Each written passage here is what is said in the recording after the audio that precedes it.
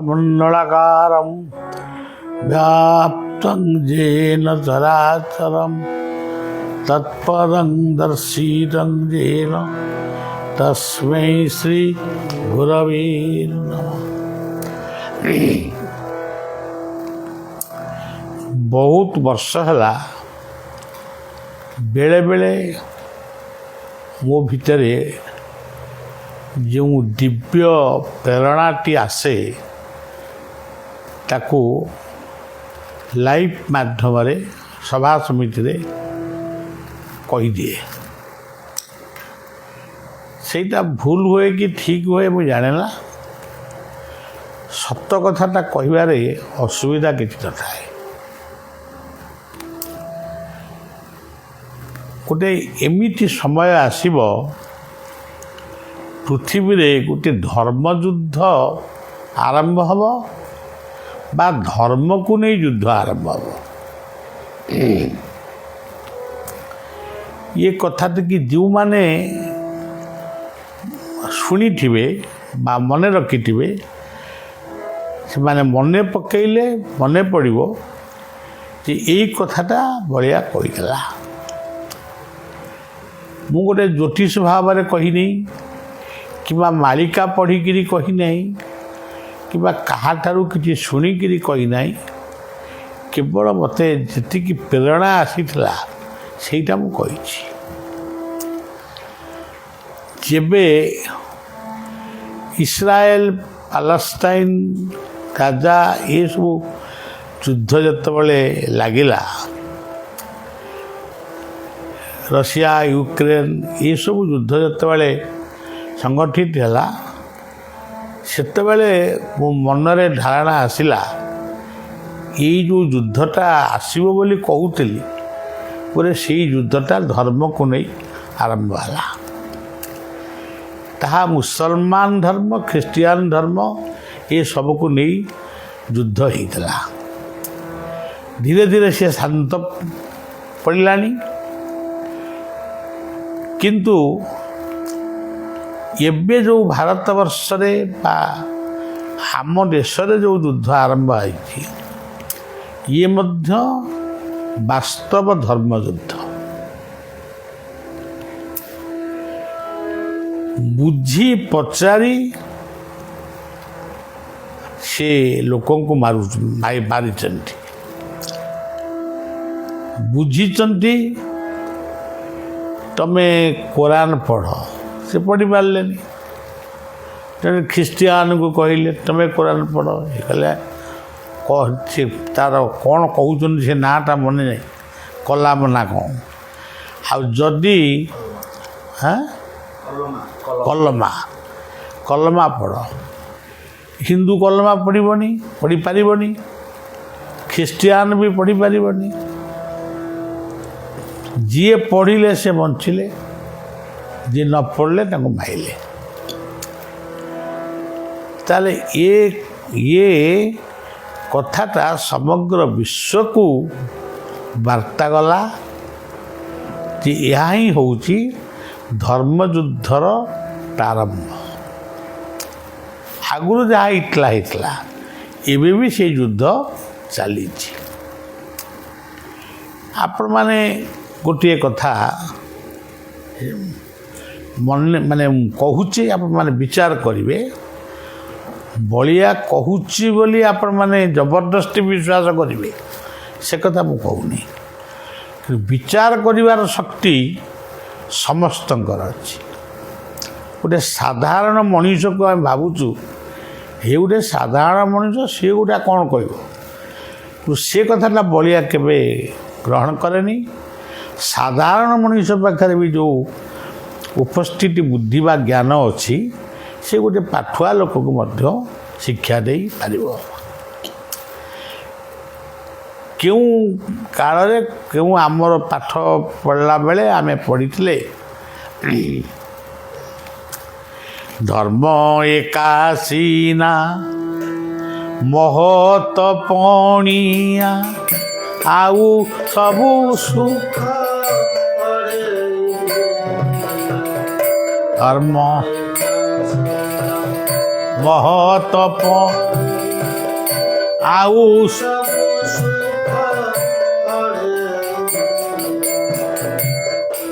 ମଣିଷ ଜନ୍ମ ହୁଏ ଥରେ, ମରିବ ଥରେ, କେତେ ଦିନ ବଞ୍ଚିବ ସେ କହିପାରିବନି। ଏ ହେଉଛି ଦୁନିଆ, ଏ ଗୋଟେ ଦୁନିଆ ନାଟକ।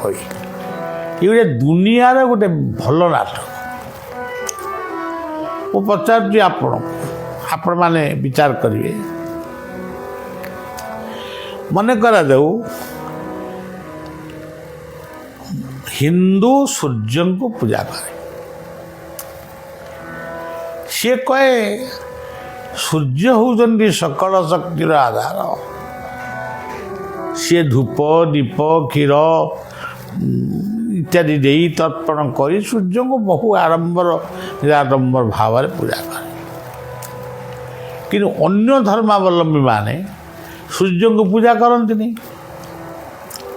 ସୂର୍ଯ୍ୟଙ୍କୁ ଯଦି ପୂଜା ନ କଲେ ସୂର୍ଯ୍ୟ କ'ଣ ତାଙ୍କୁ ଆଲୋକ ଦିଅନ୍ତିନି? ସୂର୍ଯ୍ୟ ପୂଜା କରିବା ଲୋକକୁ ଯେମିତି ଆଲୋକ ଦିଅନ୍ତି ତାଙ୍କୁ ବି ସେମିତି ଆଲୋକ ଦିଅନ୍ତି। ଖାଲି ସୂର୍ଯ୍ୟ ନୁହେଁ, ଚନ୍ଦ୍ରମାକୁ ଦେଖିଲେ ମୁସଲମାନ ମାନେ ଭୋଜନ କରନ୍ତି। ଏମିତି ଗୋଟେ ପର୍ବ ତାଙ୍କର ଅଛି। କିନ୍ତୁ ଆମେ ବା ହିନ୍ଦୁମାନେ ଚନ୍ଦ୍ରମାଙ୍କୁ କ'ଣ ପୂଜା କରନ୍ତିନି? ଚନ୍ଦ୍ରମା ମନସ ଜାତ ବୋଲି କୁହାଯାଇଛି। ରସହ ମପସୁ କୌନ୍ତେୟ ପ୍ରଭାସ୍ମି ଶଶି ସୂର୍ଯ୍ୟ। ଯେଉଁମାନେ ଚନ୍ଦ୍ରଙ୍କୁ ପୂଜା କରନ୍ତି ନାହିଁ ତାଙ୍କୁ କ'ଣ ଚନ୍ଦ୍ର କିରଣ ଦିଏନି? ହିନ୍ଦୁମାନେ ପବନକୁ ପୂଜା କରନ୍ତି। ପବନକୁ ଯଦି ଯେଉଁମାନେ ପୂଜା କରୁନାହାନ୍ତି କି ଦେବତା ବୋଲି ମାନୁନାହାନ୍ତି ତାଙ୍କୁ ପବନ ନିଶ୍ୱାସ ଦେଉଛି କି ନାହିଁ? ଅଗ୍ନିକୁ ସନାତନ ହିନ୍ଦୁମାନେ ତାଙ୍କୁ ଅଗ୍ନିକୁ ପୂଜା କରନ୍ତି। ଯେଉଁମାନେ ଅଗ୍ନିକି ପୂଜା କରନ୍ତି ନାହିଁ ସେମାନଙ୍କୁ କ'ଣ ଅଗ୍ନି ଉତ୍ତାପ ଦିଏ ନାହିଁ? ତେବେ ଯେଉଁମାନେ ବସୁଧାଙ୍କୁ ପୂଜା କରନ୍ତି ନାହିଁ ସେମାନଙ୍କୁ କ'ଣ ବସୁଧା ଶସ୍ୟ ଶ୍ୟାମଳା ସବୁଜିମା ଦିଏନି? ଗୋଟିଏ ଗଛ ମୁସଲମାନ କି ଖ୍ରୀଷ୍ଟିଆନ କାହାରି ବାଡ଼ିରେ ଗଛ ଗୋଟିଏ ହଉ ଦୁଇଟି ହଉ ଅଛି, ତା ପାଖରେ ଗୋଟେ ହିନ୍ଦୁ ଘର ଅଛି। ସେ ଗଛରେ ଯଦି ଫଳଟିଏ ଫଳେ ସେ ଫଳଟି କେତେବେଳେ ହିନ୍ଦୁ ବାଡ଼ିରେ ବି ପଡ଼େ। ସେ ଗଛର ଛାଇ ତାକୁ କ'ଣ ମୁସଲମାନ ମାନେ ବନ୍ଦ କରିଦେବେ ଯେ ନା ତୁମେ ଆମ ଗଛ, ତମେ ଆମ ଗଛ, ଆମ ଛାଇ ଆମ ପାଖରେ? ଛାଇଟାକୁ ସେ ବନ୍ଦ କରିପାରିବେନି।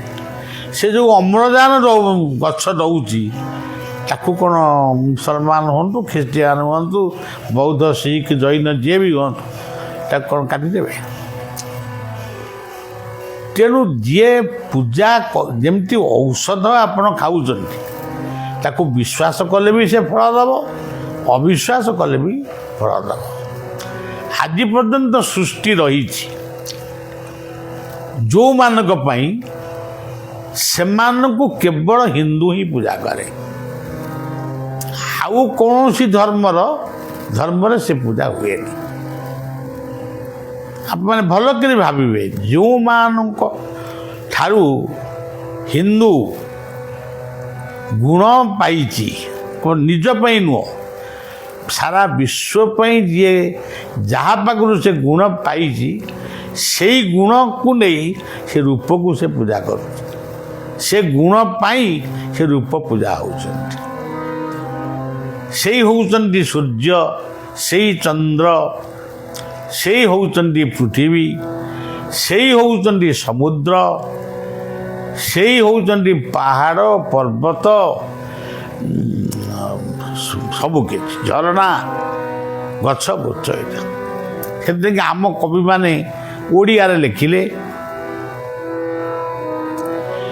ନଦୀ ବନଗିରି ଭୀମକାନ୍ତ ତୁମ୍ଭରି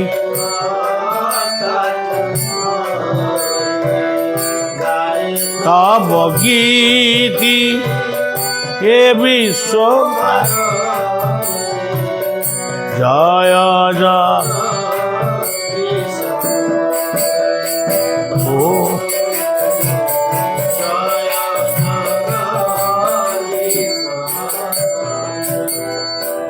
ଆମେ ବନ୍ଦନା ଗାଇଲୁ, ସେ ବନ୍ଦନା ଆମେ ଗାଇଲୁ, ଅନ୍ୟ ଜଣେ ଗାଉନି। ଯିଏ ନ ଗାଉଛି ତାକୁ ବି ଯେତିକି ଦୟା, ଆମକୁ ବି ସେତିକି ଦୟା। ନମୋ ନିରଞ୍ଜ ନିଖି ବ୍ୟାପ୍ତ ସର୍ବ ପ୍ରଭୁ ବଡ଼ ଆଡ଼ ଜୟ ଜଗ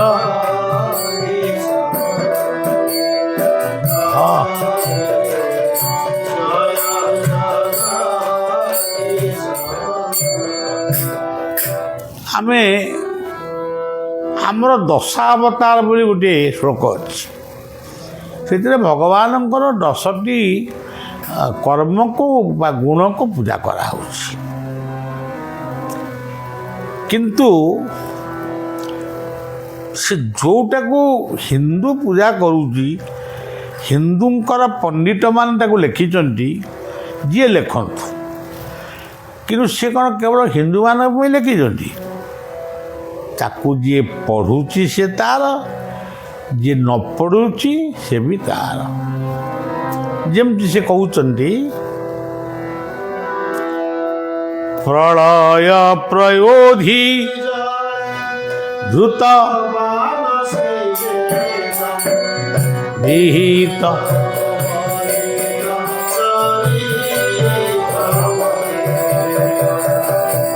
କେଶବ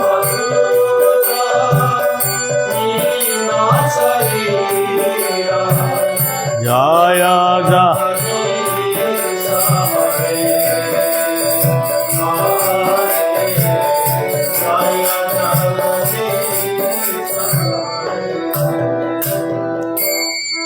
ପ୍ରଳୟ ଜଳରେ ପୃଥିବୀ ଯେତେବେଳେ ବୁଡ଼ି ଯାଉଛି, ପୃଥିବୀରେ ଥିବା ଯେଉଁ ବେଦ, ହିନ୍ଦୁମାନେ ବେଦ କହୁଛନ୍ତି, ଆଉ କିଏ ସେତେବେଳକୁ ଆଉ କ'ଣ ସୃଷ୍ଟି ହେଇଥିଲା କି ନାହିଁ। ଶାସ୍ତ୍ର ଯେତେବେଳେ ବୁଡ଼ି ଯାଉଛି, ମାନବୀୟ ସମ୍ବିଧାନ ଯେତେବେଳେ ବୁଡ଼ି ଯାଉଛି, ତାକୁ ଯିଏ ଉଦ୍ଧାର କଲେ ତାଙ୍କୁ ମୀନ ଅବତାର ବୋଲି କୁହାହେଉଛି। କଥାଟି ଏଇଆ। କିଛି ଲୋକ ତାକୁ ଖୁମ୍ବ ଆଳୁ ବୁଝିଲେ ଯେ ହିନ୍ଦୁମାନେ ମାଛକୁ ପୂଜା କରୁଛନ୍ତି। ମାଛକୁ ପୂଜା କଲେ କ୍ଷତିଟା କ'ଣ? ମାଛ ଆମକୁ ଯେଉଁ ଗୁଣ ଦେଉଛି, ସେ ଗୁଣ କ'ଣ ଅନ୍ୟ କିଏ ଦେଇପାରିବ? ତେବେ ଯେତେବେଳେ ସେ ପ୍ରଳୟ ଜଳ ଭିତରୁ ପୃଥିବୀକି ଉଦ୍ଧାର କଲେ, ସେଠି କ'ଣ କେବଳ ଭାରତବର୍ଷ ଥିଲା ନା ହିନ୍ଦୁ ରାଷ୍ଟ୍ର ଥିଲା, ହିନ୍ଦୁସ୍ତାନ ଥିଲା? ସମଗ୍ର ବିଶ୍ୱକୁ ରକ୍ଷା କରିଛନ୍ତି। ଯେ ଏଇଭଳି ଭାବରେ 10ଟି ଅବତାର ସେ ବର୍ଣ୍ଣନା କରିଛନ୍ତି। ଆପଣ ଯେଉଁ ପଏଣ୍ଟକୁ ଯାଆନ୍ତୁ,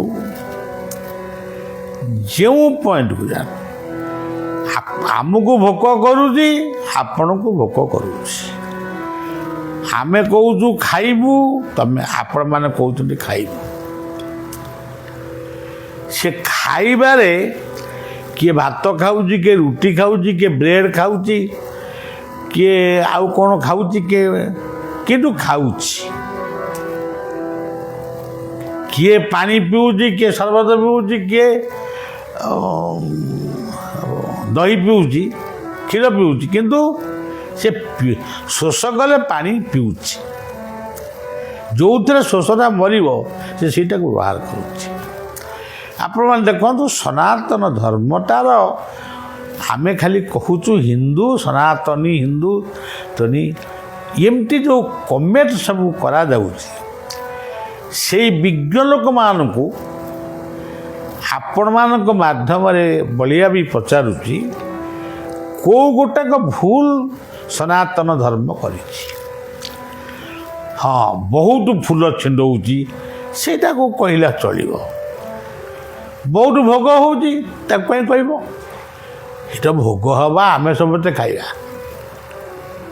ତୁମେ ନ ଖାଇପାର ଏଇଟା ଠାକୁରଙ୍କ ଭୋଗ ଆମେ ଖାଇବୁନି, ତୁମେ ନ ଖାଇପାର ଖାଇବ କି ନାହିଁ?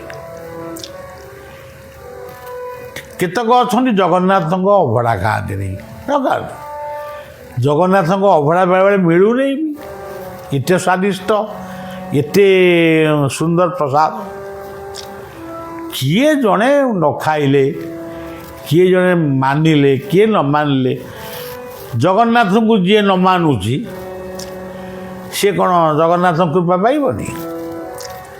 ସାଲବେଗଙ୍କର ମା ଯଦିଓ ବ୍ରାହ୍ମଣୀ ଥିଲେ, ତାଙ୍କ ବାପା କିଏ ଥିଲେ? ମୁସଲମାନ। ସିଏ ପୁଣି ମୁସଲମାନଙ୍କ ବୀର୍ଯ୍ୟରେ ଜନ୍ମ ହେଇ ମଧ୍ୟ ବୃନ୍ଦାବନରେ ରହିକିରି ସିଏ ଡାକ ପକାଇଛନ୍ତି ରଥଯାତ୍ରା ସମୟରେ, ଜଗ ବନ୍ଧୁ ହେ ଗୋସାଇଁ, ଜଗନ୍ନାଥ ହେ ମୋ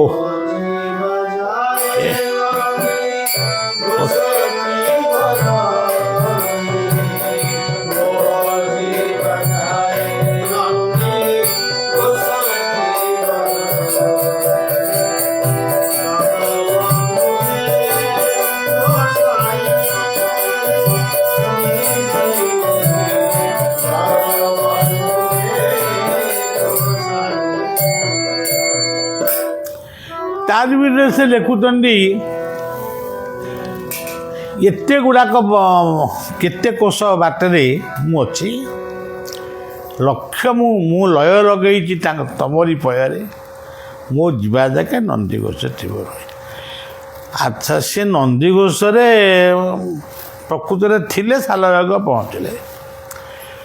କିଛି ସାଧୁସନ୍ତଙ୍କ ଭିତରୁ ବା ଅଳ୍ପ ପଣ୍ଡିତ ବଡ଼ ପଣ୍ଡିତଙ୍କ ଭିତରୁ କହିଲେ ନା ନା, ସେସବୁ କଥା ନୁହଁ। ସେ ଆସିବା ପରେ ରଥକୁ ଅଟକେଇକିରି ପଣ୍ଡା ସେବକମାନେ ରଖିଥିଲେ।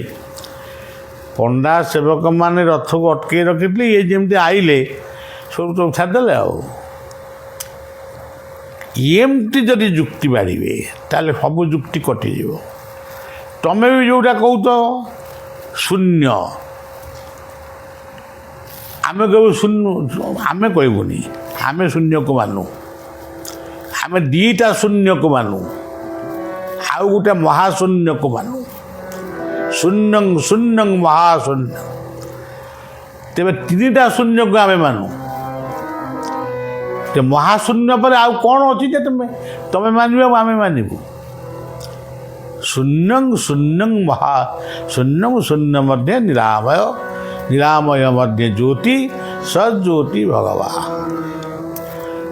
କେହି ତୁମେ ମାନିବ କିଏ ନ ମାନିବ ସେଥିପାଇଁ କିଏ ଅପେକ୍ଷା କରେନି। ଆଉ ତା ଘରେ କ'ଣ କିଛି କାମ ନାହିଁ? ଆମ ପରିବାରରେ କ'ଣ କିଛି ଅଭାବ ନାହିଁ? ସମାଜ ପାଇଁ, ସମାଜର ମଙ୍ଗଳ ପାଇଁ କ'ଣ କିଛି ସେବା କରିବାର ତା ସରିଯାଇଛି? ଆମେ ପ୍ରାର୍ଥନା ନ କରିବୁ, ଆମେ ପ୍ରାର୍ଥନା କରିବୁନି। ଆମେ ମନେ କରାଯାଉ ଶାସ୍ତ୍ର ପଢ଼ିବୁନି। କର୍ମ ହିଁ ଶାସ୍ତ୍ର। କିଏ ଯୁକ୍ତି କରିବ କର୍ମଟା କେମିତି ଶାସ୍ତ୍ର ହେଲା? ଆରେ କର୍ମଟା ଯେଉଁ ମାର୍ଗରେ କରିବ ସେଇଟା ବା ଜ୍ଞାନ। ଆଉ ଜ୍ଞାନଟା ହିଁ ଶାସ୍ତ୍ର। ଶାସ୍ତ୍ର ସେଇ ଜ୍ଞାନ ଦିଏ, ଗୁରୁ ସେଇ ଜ୍ଞାନ ବତାନ୍ତି। ତେଣୁ କିଛି ନଥାଇ କେବଳ ଗୋଟେ ନିଜକୁ ନିଷ୍ଠୁର ସଜେଇବା, ଇ କେଉଁ ଭଗବାନଙ୍କର କାର୍ଯ୍ୟ? ଅନ୍ୟର ରକ୍ତ ବୁହାଇ ତୁମେ ଆଉ ମଣିଷ ରକ୍ତ ତୁମେ ପାଇବ ତ? ତେଣୁ ଏତିକି କେବଳ ମୁଁ କହି ରଖୁଛି ଆଜିର ପବିତ୍ର ସନ୍ଧ୍ୟାରେ ଯେ ସନାତନ ଧର୍ମ ଇଏ ଏକ ଉଦାର ଧର୍ମ, ସଂକୀର୍ଣ୍ଣତାର ଗଣ୍ଡି ଭିତରେ ସେ ନାହିଁ। ପୃଥିବୀ ଯାହା ପାଇଁ ରହେ, ସୂର୍ଯ୍ୟଙ୍କ ପାଇଁ ରହେ, ଚନ୍ଦ୍ରଙ୍କ ପାଇଁ ରହେ, ପବନଙ୍କ ପାଇଁ ରହେ, ସମୁଦ୍ରଙ୍କ ପାଇଁ ରହେ, ବସୁଧାଙ୍କ ପାଇଁ ରହେ, ଯାହା ପାଇଁ ପୃଥିବୀ ରହିଛି, ଯାହା ପାଇଁ ବିଭିନ୍ନ ଧର୍ମ ବି ରହିଛି, ବିଭିନ୍ନ ମତ ସୃଷ୍ଟି ହେଇଛି, ସେଇମାନଙ୍କୁ ହିନ୍ଦୁ ସ୍ୱାଗତ କରେ। ସିଏ ପୂଜା ନୁହେଁ, ସ୍ୱାଗତ। ଯେମିତି ଗୋଟେ ଲୋକ ଭଲ କାମ କଲେ ତାକୁ ଧନ୍ୟବାଦ ବୋଲି କେହି କହନ୍ତି, ସେମିତି ଇଏ ହେଉଛି ଗୋଟିଏ ସ୍ୱାଗତ। ହିନ୍ଦୁର ସ୍ୱାଗତ ହେଉଛି ପୃଥିବୀର ସମସ୍ତ ଦେବୀ ଦେବତା। ଆଚ୍ଛା, ବୃକ୍ଷ, ତରୁ, ତୃଣ, ଲତା, ପାହାଡ଼, ପର୍ବତ ସବୁ। ଆଚ୍ଛା, ଆପଣମାନେ ଘର କରୁଛନ୍ତି, କେଉଁଥିରେ ଘର କରୁଛନ୍ତି? କେଉଁ ଇଟା, ମାଟି, ପଥରରେ କରିଛନ୍ତି? ହିନ୍ଦୁ ସେଇଥିରେ କରିଛି। ତାହେଲେ କ'ଣ ପାଇଁ ଗୋଟିଏ ଧର୍ମ ଭିତରେ ବିଧର୍ମ ଭାବ ସୃଷ୍ଟି ହେଉଛି? ଗୀତା ଆଗରୁ କହିଛନ୍ତି, ସ୍ୱଧର୍ମେ ନିଧନ ଶ୍ରେୟ, ପରଧର୍ମ ଭୟାବହ। ତେଣୁ ଆମେ ଧର୍ମକୁ ପାଳନ କରିବା, କିନ୍ତୁ ସେ ଯେଉଁ ଧର୍ମକୁ ଯିଏ ପାଳନ କର, ପ୍ରେମ ଠାରୁ ବଡ଼ ଧର୍ମ ଦୁନିଆରେ କିଛି ନାହିଁ। ପରସ୍ପରକୁ ଭଲ ପାଅ, ପରସ୍ପର ପ୍ରତି ପରସ୍ପର କର୍ତ୍ତବ୍ୟ କର, ସେଇ ହେଉଛି ବଡ଼ କଥା। ଆମର ଏଠି ଚତୁର୍ଦ୍ଦଶୀ ମେଳା ହେବ, 56 ବର୍ଷରେ ପଦାର୍ପଣ କରୁଛି। ମୋର ମାନସିକ ଅବସ୍ଥା ଗୋଟେ ଏମିତି ହେଲା, ନା ଆଉ ସେ ବିଶ୍ୱଶାନ୍ତି ଯଜ୍ଞ କରିବାନି। ହେଲା, ବିଶ୍ୱକୁ ଶାନ୍ତି କରିବା ପାଇଁ ଲକ୍ଷ ଲକ୍ଷ ଯଜ୍ଞ ହେଉଛି, ହିନ୍ଦୁ ହିଁ କରୁଛି, ଆଉ କେହି କରୁନାହାନ୍ତି। କିନ୍ତୁ ଦେଖିଲା ଆଉ କେଉଁ ବିଶ୍ୱ ଶାନ୍ତି ନାହିଁ କି ଦେଶ ବି ଶାନ୍ତି ନାହିଁ। ତେବେ ଯାହା ହଉ, ଚତୁର୍ଦ୍ଦଶୀ ମେଳା ହେବ, କିନ୍ତୁ ବିଶ୍ୱ ଶାନ୍ତି ପାଇଁ, ସେଇ ବିଶ୍ୱ ପାଇଁ ପ୍ରାର୍ଥନା କରାଯିବ। ସନାତନ ଧର୍ମ ଶିଖେଇଛି ବସୁଧୈବ କୁଟୁମ୍ବକମ୍। ତେଣୁ ବର୍ତ୍ତମାନ ଯେଉଁ ଶୀତଳ ଯୁଦ୍ଧ ଆରମ୍ଭ ହେଇଛି, ଇଏ ଯୁଦ୍ଧର ସମାପ୍ତି ହେଉ ଏବଂ ଯେଉଁମାନେ ଅଜ୍ଞାନୀ ସେମାନେ ଜ୍ଞାନ ଲାଭ କରନ୍ତୁ, ଯେଉଁମାନେ ଜ୍ଞାନୀ ସେମାନେ ତାଙ୍କ କାୟା ବିସ୍ତାର କରନ୍ତୁ। ଏତିକି କହି ମୋର କଥାକୁ ଏଇଠି ବିଶ୍ରାମ ଦେଉଛି। ନମୋ ନିରଞ୍ଜନ ନିଖିଳ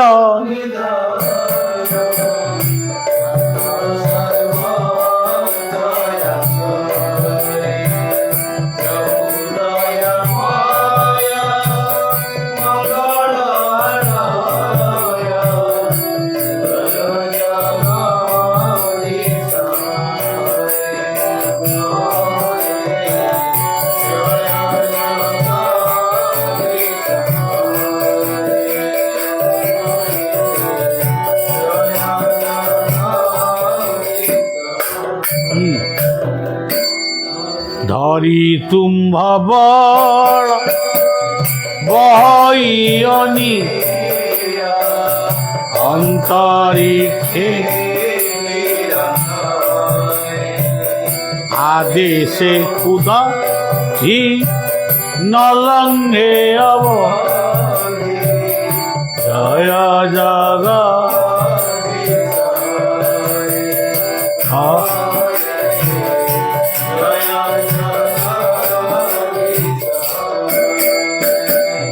তব দিবাজ্যোতি পরকাশে গ্রহ তারা তব পূর্ণ